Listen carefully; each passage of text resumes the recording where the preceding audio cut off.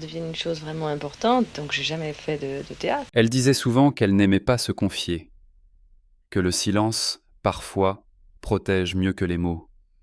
Mais à 72 ans, Catherine Deneuve a décidé de parler, non pour se justifier, ni pour expliquer, simplement pour dire ce qu'elle n'avait jamais pu dire de lui, François Truffaut. Entre eux, tout a commencé par une pudeur, une admiration réciproque presque méfiante.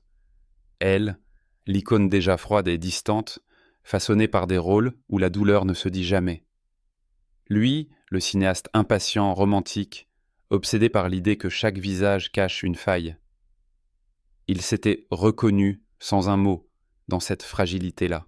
Catherine Deneuve le décrit aujourd'hui d'une voix posée. François n'était pas un homme facile. Il observait tout, et ce regard-là parfois pesait. Une pause. Puis elle ajoute « Mais je crois qu'il voyait en moi quelque chose que moi-même je ne voyais pas encore. » Leur rencontre, en 1968, sur le tournage de La Sirène du Mississippi, a scellé bien plus qu'une collaboration. C'était l'époque des illusions, des cris de mai, des libertés nouvelles. Et pourtant, au cœur de ce tumulte, deux êtres choisissaient le secret. Truffaut, l'intellectuel blessé, trouvait chez Deneuve un mystère qu'il n'avait jamais filmé. Elle, sous la direction du cinéaste, découvrait la douleur qu'on retient, la passion qu'on ne dit pas. Pendant des années, elle a refusé d'en parler. Leur histoire s'est effacée derrière les affiches, les interviews, les films qui suivirent. Mais le temps, lui, n'efface pas tout. Un jour, au détour d'une rétrospective, une image est réapparue. Truffaut, derrière la caméra, lui souriant d'un air presque timide. Et tout est se remonter. Les silences, les non-dits, la tendresse qu'il s'était volée. Alors pourquoi maintenant ? Pourquoi ce besoin soudain de reprendre la parole ? Parce que le silence a ses limites. Parce qu'à force de taire les choses, elles finissent par peser. Et parce qu'à 72 ans, Catherine Deneuve sait que certaines vérités ne se disent qu'une fois, avant qu'il ne soit trop tard. Elle ne parle pas d'amour. Elle parle de respect, d'absence, d'une douleur fine comme une cicatrice qu'on oublie parfois. Mais dans son regard, on comprend que cet homme, celui qui filmait les femmes pour mieux comprendre leur solitude, a laissé une trace que ni le temps ni la gloire n'ont effacée. Je lui dois plus que je ne l'ai jamais dit. Une phrase simple, presque chuchotée, une phrase qui change tout. Alors, que s'est-il vraiment passé entre Catherine Deneuve et François Truffaut ? Comment cette complicité artistique est-elle devenue un lien intime, puis une blessure ? Et surtout, pourquoi a-t-elle choisi aujourd'hui de briser enfin le silence ? Elle se souvient de ce jour comme d'un vertige. 1968. Les plateaux de la Victorine, à Nice. Un soleil pâle, des techniciens qui courent, des câbles partout, et, au centre, un homme qui ne parle presque pas, François Truffaut. Il l'observait depuis des semaines. Il avait vu les parapluies de Cherbourg, belles de jour. Il connaissait cette image glacée qu'elle offrait au public. Mais lui voulait autre chose. Il voulait la fissure, la part de fragilité derrière le masque. Je me souviens de son regard, confie Deneuve. Ce n'était pas celui d'un réalisateur, c'était celui de quelqu'un qui cherche à comprendre. Sur le tournage de La Sirène du Mississippi, l'atmosphère est étrange, presque suspendue. Truffaut, d'ordinaire pudique, devient exigeant, presque obsessionnel. Il lui demande de refaire une prise pour moins sourire, pour laisser venir le silence. À la troisième tentative, il murmure simplement « Là, c'est bien, ne bougez plus ». C'est à ce moment-là, dit-elle, qu'elle a compris. Il ne filmait pas une actrice, il filmait une femme. La complicité naît dans ces silences. Entre deux scènes, ils échangent peu de mots. Un café partagé, un regard dans le moniteur. Et pourtant, toute l'équipe le sent. Quelque chose se passe. Une tension douce, magnétique, que personne n'ose nommer. Catherine Deneuve, elle, s'en défend. Je n'étais pas amoureuse, pas comme ça. Mais François m'a fait sentir que je pouvais exister autrement qu'à travers une image. Il lui écrit de petites notes, discrètes, presque timides. Ne changez rien, vous êtes exactement comme je vous imaginais. Elle garde encore certaines de ses lettres. elles ne disent rien de sentimental. Et pourtant, tout y est. La reconnaissance, l'admiration, l'attachement. À l'époque, Truffaut sort de Baisers volés. Il incarne le renouveau du cinéma français. Deneuve, elle, règne sur les écrans. Ensemble, ils forment un couple d'apparence paradoxale. Lui, l'intellectuel passionné de littérature américaine. Elle, la figure d'une élégance froide et inaccessible. Mais au creux de leurs différences, un lien se tisse, fragile, secret, hors du monde. Les journalistes, eux, flairent quelque chose. On les aperçoit ensemble, un soir, à la sortie d'une projection privée. Elle, silencieuse, fuyant les flashs. Lui, un sourire à peine esquissé, comme s'il assumait sans le dire. « J'ai toujours refusé de commenter ma vie privée », dira-t-elle plus tard. Mais avec François, ce n'était pas une histoire. C'était une parenthèse, une rencontre entre deux solitudes. Truffaut, de son côté, note dans ses carnets. « Catherine, difficile à approcher, elle garde tout. Mais quand elle se laisse aller, c'est bouleversant. Leur relation ne s'inscrit jamais dans la durée. Ce n'est ni une passion dévorante, ni une amitié tranquille. C'est une sorte de correspondance muette nourrie par les tournages, les souvenirs et une pudeur partagée. Quand le film sort, les critiques sont divisées. Certains trouvent Deneuve distante, froide. Truffaut lui répond « Elle joue comme on respire, sans effet, sans calcul, c'est pour ça qu'elle dérange. » Leur lien ne se résume pas à un tournage. Il s'étire dans le temps, à travers les lettres, les rencontres furtives, les projets avortés.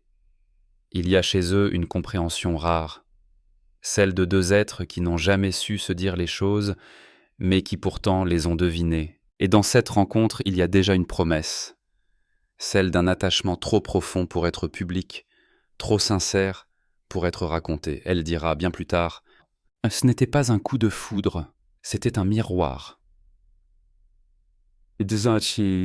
Un miroir dans lequel chacun a vu ce qu'il cachait depuis toujours.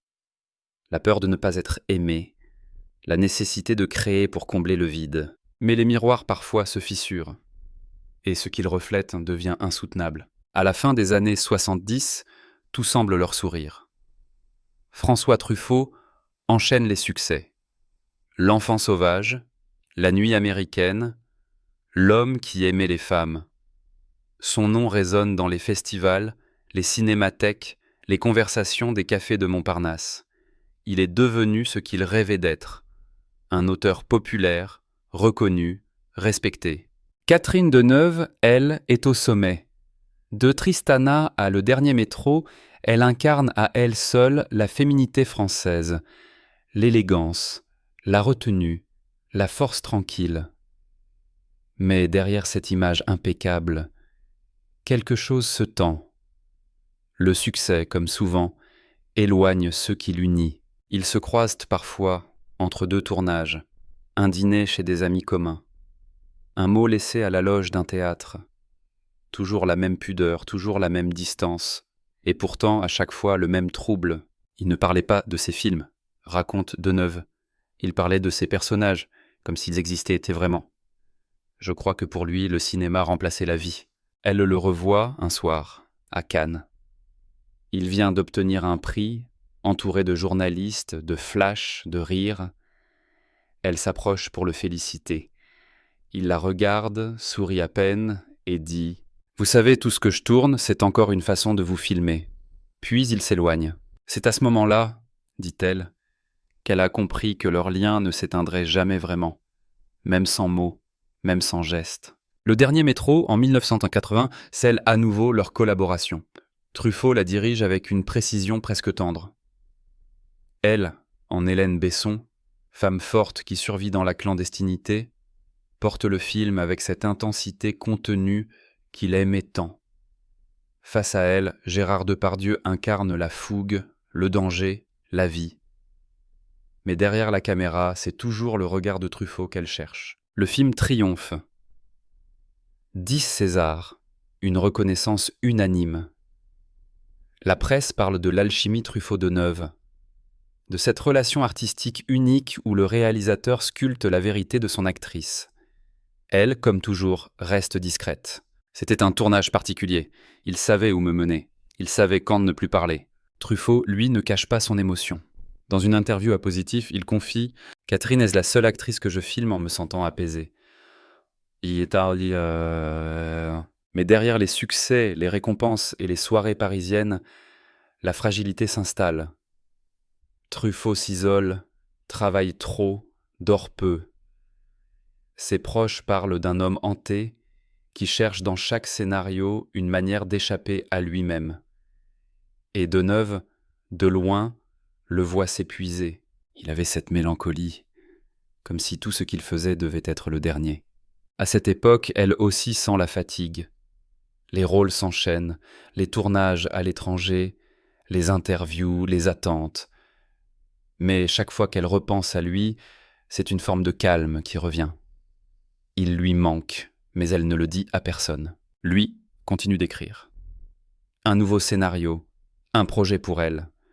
Un rôle qu'il imagine plus léger, plus intime. Elle l'accepte sans même lire la version finale. Mais le film ne verra jamais le jour. Parce qu'à ce moment-là, Truffaut commence à tomber malade. Les années de gloire touchent à leur crépuscule, sans que personne n'ose le dire. Et dans cette lumière dorée, avant que tout ne bascule, il reste encore entre eux ce respect silencieux, cette reconnaissance que seuls les artistes partagent, celle d'avoir, un instant, créé ensemble quelque chose d'immortel. Catherine Deneuve dira plus tard « Le succès ne nous a jamais rapprochés. Mais il nous a liés d'une autre manière.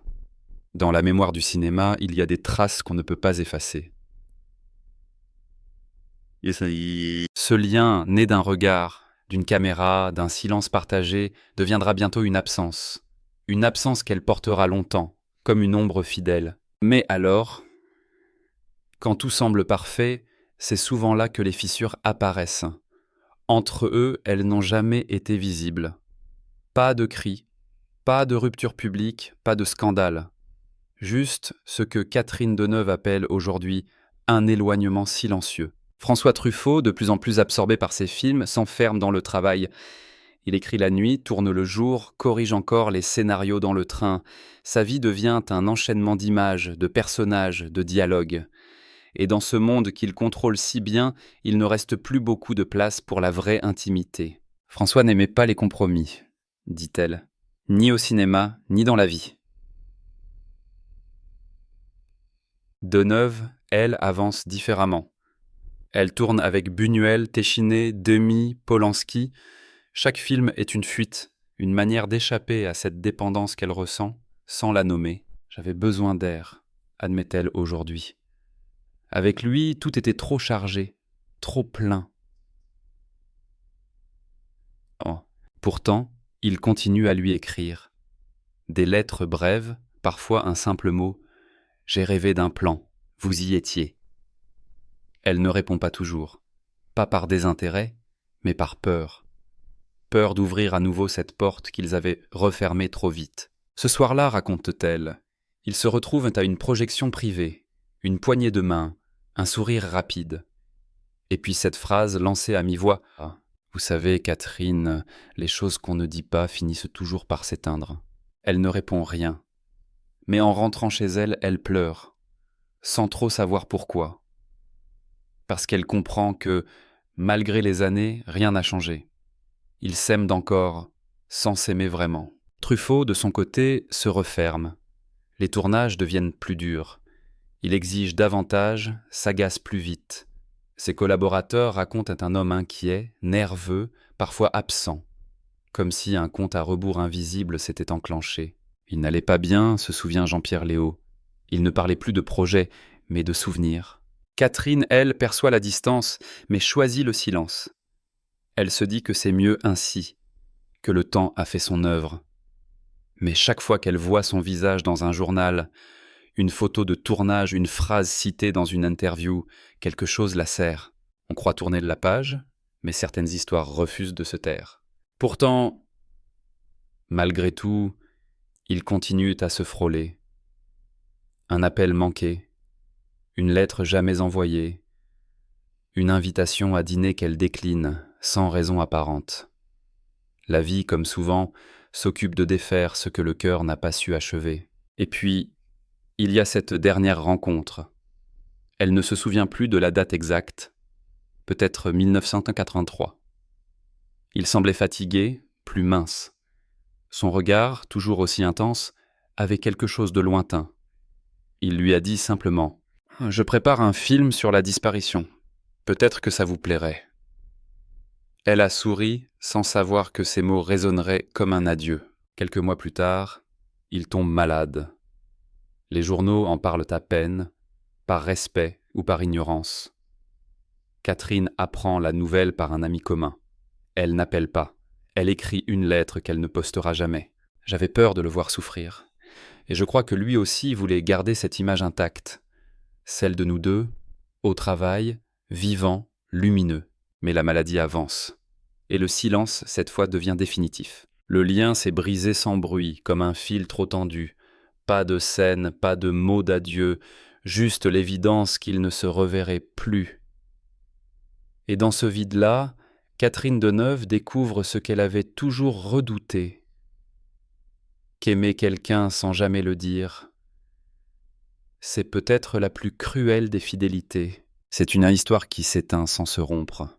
Pas de mots durs, pas de lettres déchirées, juste un lent glissement vers l'absence. En 1983, François Truffaut ne tourne plus. Il annule des rendez-vous, refuse des interviews, s'éclipse des festivals. Ses proches s'inquiètent, mais lui parlent d'épuisement, de surmenage. Catherine Deneuve, elle, apprend par hasard qu'il est malade. Un cancer, dit-on. Les détails sont flous. Elle hésite, attend, écrit une lettre, la déchire. « J'ai su, raconte-t-elle, mais je n'ai pas su quoi faire. Je ne voulais pas imposer ma présence. François n'aimait pas qu'on le voie faible. » Pendant des semaines, elle lit les journaux, guette les nouvelles, interroge des amis communs. Truffaut se bat en silence, fidèle à lui-même, refusant toute compassion. Il travaille encore, corrige les dialogues d'un film qu'il ne tournera jamais. L'amour à mort, une ironie cruelle. Je crois qu'il savait, confie Deneuve. Il avait cette lucidité froide des gens qui sentent la faim. Dieu sait, elle se souvient d'un appel quelques mois avant son hospitalisation. Sa voix était douce, presque apaisée. « Je voulais juste entendre ta voix, Catherine. Rien de plus. » Elle n'a pas su répondre. Un simple « bonjour », un silence, puis le bruit d'une ligne coupée. Ce fut leur dernière conversation. Quand la nouvelle tombe, en octobre 1984, elle est sur un tournage. Quelqu'un entre dans la loge, un visage grave, un murmure. François est parti. Le monde soudain devient flou. Elle s'assoit, regarde le sol, ne dit rien. Pas de discours, pas de fleurs publiques. Elle refuse les plateaux, les hommages. Juste une lettre discrète à sa famille, une visite au cimetière du Montmartre, à l'aube, seule. Je ne voulais pas que ce soit un spectacle. Je voulais lui parler une dernière fois sans témoin. Non, ce matin-là, le vent souffle fort. Elle pose une rose blanche, reste immobile quelques minutes. Aucun mot ne sort. Mais dans son regard, tout est dit. La reconnaissance, la peine, le remords. J'ai compris qu'il emportait avec lui quelque chose de moi. Et que je ne pourrais plus jamais tourner sans penser à lui. Après la mort de Truffaut, elle refuse plusieurs rôles. Les journalistes s'étonnent, spéculent, inventent. Mais la vérité est simple, elle n'a plus envie. Ah, tout me paraissait vain, comme si le cinéma avait perdu une part de son âme. Ses proches la décrivent alors plus réservée, plus distante encore qu'avant. Le travail reprend lentement, mécaniquement. Mais rien ne sera plus pareil. Dans les années qui suivent, elle voit défiler des visages, des metteurs en scène, des scénarios. Certains, sans le savoir, cherchent à raviver ce qu'il avait trouvé. La nuance, la fragilité, le mystère. Aucun n'y parvient tout à fait. Truffaut savait voir les femmes sans les juger. C'est rare, ça, même aujourd'hui. La crise, ce n'est pas seulement la perte d'un homme, c'est la perte d'un regard. Celui qui avait su capter ce qu'elle cachait. celui devant lequel elle n'avait jamais eu besoin de jouer. Et d'une certaine manière, c'est là que commence le deuil. Pas celui de l'amour, mais celui de la complicité. De cette confiance absolue, presque sacrée, entre un réalisateur et son actrice. Les années passent, les films s'enchaînent, mais dans le cœur de Catherine Deneuve, il reste un vide discret, une absence fidèle. Un silence qu'elle apprendra à apprivoiser, sans jamais le combler. Quand il est mort, j'ai compris que certaines histoires ne finissent pas. Elles continuent autrement, dans les souvenirs, dans les images, dans ce qu'on ne dit plus. C'est cette absence, ce creux invisible, qui fera d'elle une autre femme, plus libre peut-être, mais aussi plus seule. Après la mort de François Truffaut, le monde du cinéma s'est figé un instant. Une génération entière perdait plus qu'un réalisateur, un regard, une sensibilité, une certaine idée du cinéma français. Pour Catherine Deneuve, ce fut plus intime, plus silencieux encore. « J'ai ressenti un vide que rien n'a jamais vraiment comblé », dit-elle. Elle n'a pas assisté aux hommages officiels. Elle a préféré rester seule, à distance, dans ce retrait qui lui ressemble. Les années suivantes, elle travaille peu. Les plateaux lui paraissent froids, étrangers. Elle accepte quelques rôles, presque mécaniquement, comme pour ne pas disparaître. Mais son jeu change. Ce qu'elle tenait avant comme une armure, la distance, la maîtrise, le silence, devient une forme de confession muette. Dans Indochine, ma saison préférée, ou plus tard Le temps retrouvé, il y a dans son regard cette gravité nouvelle, cette mélancolie discrète que seuls les initiés savent reconnaître. Le public, lui, parle d'un tournant, d'une maturité. Mais ceux qui connaissent l'histoire savent, ce n'est pas du jeu, c'est du souvenir. Après François, je ne pouvais plus être la même. Il m'avait appris à ne pas craindre la lenteur, le doute, le silence. Et à l'écran, c'est tout ce que je suis devenu. Pendant longtemps, elle évite de prononcer son nom en public. Chaque fois qu'un journaliste l'évoque, elle détourne la conversation ou répond d'un mot. C'est quelqu'un qui a compté.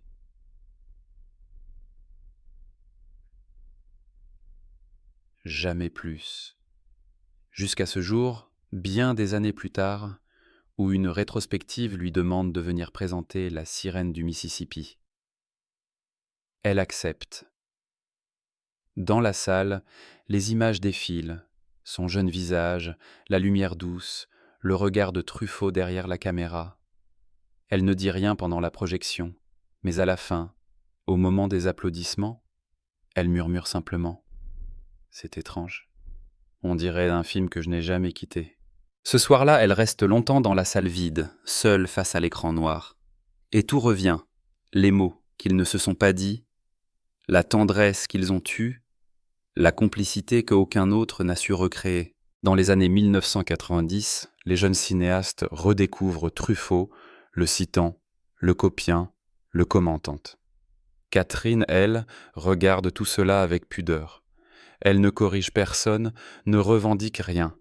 Mais à chaque fois qu'elle voit son nom associé au sien, une émotion traverse son visage. Ce qu'il a laissé n'appartient à personne. C'est le privilège des artistes. Disparaître en laissant des traces qui ne meurent pas. Et pourtant, au fond, elle sait que quelque chose d'essentiel s'est joué entre eux, bien au-delà des films. Une façon de se comprendre sans mots, d'exister à travers l'autre, de faire de la création une forme d'amour. Les proches de Truffaut racontent que dans ces dernières semaines, il avait encore parlé d'elle. Pas comme d'une actrice, mais comme d'un souvenir apaisant. Catherine, disait-il, c'est le calme après le tumulte. Peut-être est-ce cela, finalement, après la tempête. Apprendre à vivre avec ce qui manque. Non pas guérir, mais apprivoiser l'absence. Catherine Deneuve, aujourd'hui, ne parle toujours pas de deuil. Elle parle de continuité. On ne perd pas vraiment les gens qu'on a compris. Ils continuent à exister dans ce qu'ils ont révélé de nous. Bon dos. Elle continue à tourner, à choisir ses rôles avec la même exigence, la même pudeur. Mais derrière chaque scène, il reste quelque chose de lui. Une exigence invisible. Un regard. Dans une interview récente, on lui demande ce qu'elle retient. après toutes ces années. Elle réfléchit longtemps, puis dit simplement « François m'a appris à écouter le silence, et c'est ce que je fais, encore aujourd'hui. » Un silence peuplé de souvenirs, de visages, de voix éteintes, un silence habité. Les tempêtes laissent toujours des traces, mais chez elle, ces traces ne sont ni cicatrices ni regrets.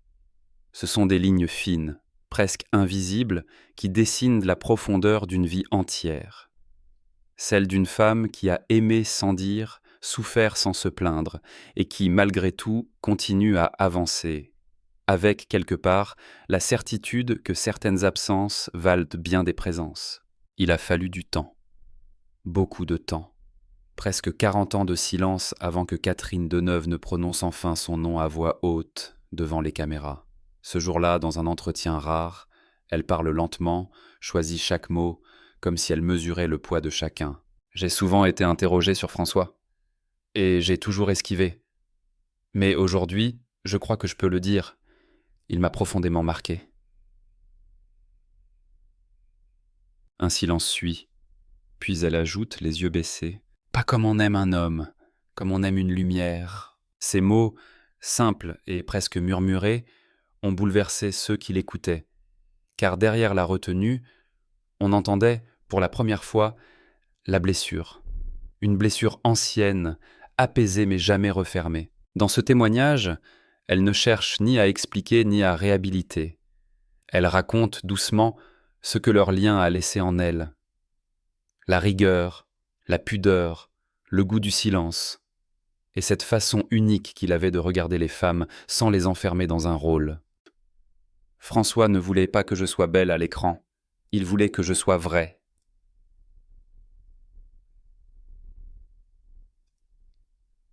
Elle marque une pause, puis un sourire timide lui échappe. Et c'est peut-être la seule fois où quelqu'un m'a demandé cela.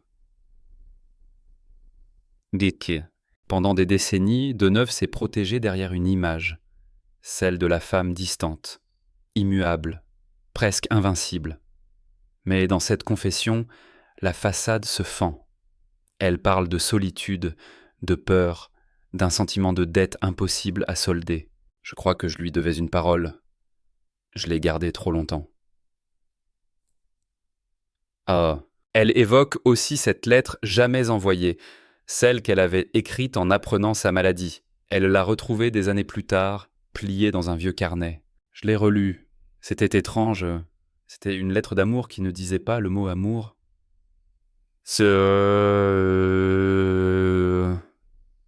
Puis elle l'a brûlée. Pas par rejet, mais pour que les mots retrouvent, dit-elle, leur liberté. La révélation, chez Deneuve, n'a rien de spectaculaire. C'est une libération lente, feutrée, presque pudique, une manière de faire la paix avec l'ombre de cet homme qui l'a façonnée sans jamais la posséder. J'ai compris que le silence ne protège pas toujours, parfois il emprisonne. Elle parle peu des années qui ont suivi, de ses films, de ses succès, mais on sent que cette parole tardive agit comme une respiration nouvelle. Elle n'a plus besoin de fuir les questions. Elle n'a plus peur de dire que cet homme, disparu trop tôt, a changé sa manière d'être au monde. Dans ce même entretien, on lui montre un extrait de La sirène du Mississippi. Le plan final, celui où son personnage s'éloigne lentement dans la neige. Elle regarde l'écran, impassible, puis dit « Il m'avait dit ce jour-là, ne joue pas la fin. Marche comme si tu savais qu'il t'aimait encore. » J'y pense souvent. Et pour la première fois, la voix se brise. Pas de larmes, pas d'effondrement. Juste une fragilité nue, rare, bouleversante. Les spectateurs de l'émission, ce soir-là, ont eu le sentiment d'assister à quelque chose de rare. Non pas une interview, mais une réconciliation. Celle d'une femme avec son passé. Celle d'une actrice avec le regard d'un homme qui, longtemps après sa mort, continue de la filmer à travers le souvenir. Il y a des gens qui passent et d'autres qui restent. François est resté. Dans ma manière de jouer, de douter, de me taire, il est là, encore. Bah, sort. Et dans ces mots, on sent qu'elle ne parle plus seulement du cinéaste.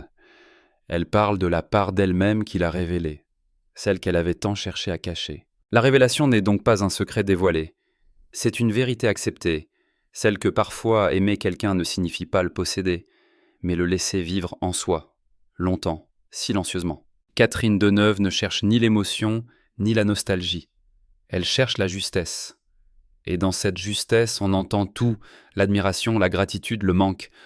Aujourd'hui, Catherine Deneuve parle de François Truffaut avec la douceur de ceux qui ont cessé de se débattre avec le passé. Plus de tristesse, plus de colère. Seulement une forme de calme. Ce calme des gens qui ont compris que certaines absences ne disparaissent jamais, mais s'apprivoisent. Dans sa maison, il y a peu de souvenirs visibles, pas de photos sur les murs, pas de lettres encadrées, mais sur une étagère, presque cachée entre deux livres, un petit carnet noir. Dedans, quelques notes écrites de sa main, des répliques de La sirène du Mississippi, un plan de tournage griffonné, une phrase soulignée. Le cinéma, c'est la vie qu'on retarde. Elle le feuillette parfois, sans émotion apparente. Mais ceux qui la connaissent savent que ce carnet est tout ce qu'elle a gardé de lui. « Je n'ai jamais cherché à conserver les objets, » dit-elle. « Les souvenirs tiennent dans la mémoire, pas dans les vitrines. Les années ont passé, et avec elles, les blessures se sont transformées en traces légères, presque imperceptibles. Truffaut, dans les rétrospectives, n'est plus seulement l'amant possible.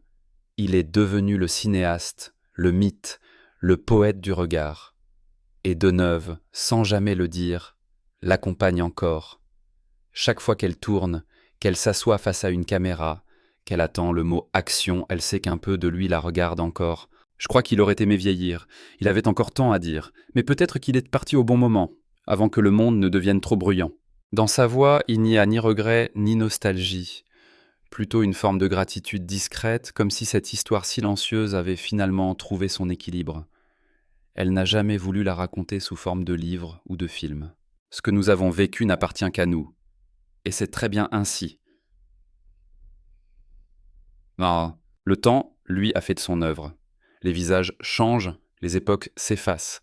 Mais dans la mémoire du cinéma français, il reste cette image. Un homme derrière la caméra, concentré, attentif, et face à lui, une femme immobile, mystérieuse, belle et mélancolique. Une image suspendue, hors du temps, où l'on croit presque entendre encore ce qu'ils ne se sont jamais dit.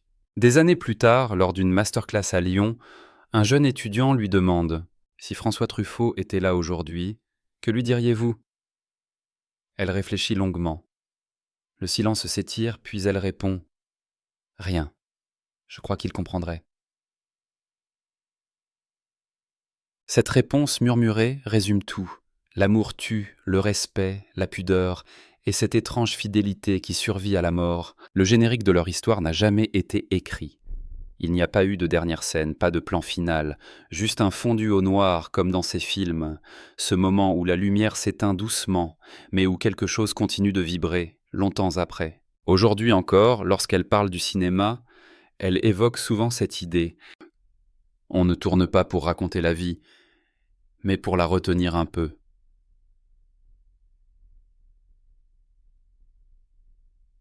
Peut-être est-ce ce qu'ils ont tenté ensemble, retenir l'essentiel un instant avant qu'il ne s'échappe. Et sur la table, il reste une photo, en noir et blanc. Elle, dans son costume de tournage, lui, derrière la caméra, un léger sourire aux lèvres. Le cliché est flou, presque effacé par le temps. Mais dans ce flou, il y a tout.